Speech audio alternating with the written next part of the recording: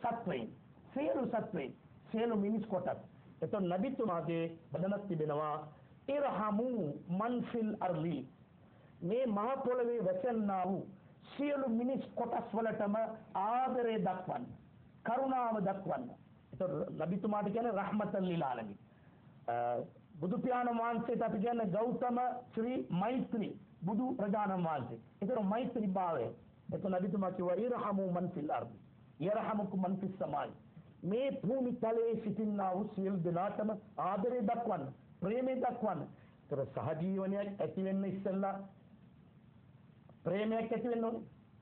දැන් ප්‍රේමය කියන්නේ කොල්ල කෙල්ලෝ ප්‍රේමයක් ඇති කරගන්නවා. ඒ ප්‍රේමයට ඉස්සෙල්ලා උඟක් දේවල් තියෙනවානේ. හිනාවක් යොමු කරනවා, බැල්මක් යොමු කරනවා, ලියුම් කැල්ලක් දානවා, එතකොට ඇඩ්‍රස් එකක් දානවා. ඊට පස්සේ මේ ඇති වෙන්නේ.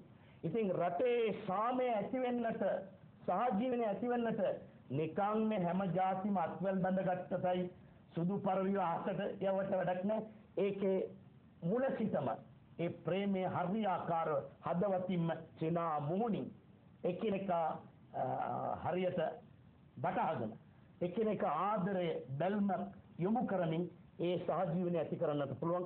එතන නබිතුමා කිව්වේ මේ මහ පොළවේ සිටිනා වූ සියලු දෙනාටම ආදරය දක්වන්න. යරහමුකුම් මන් ෆිස් සමා.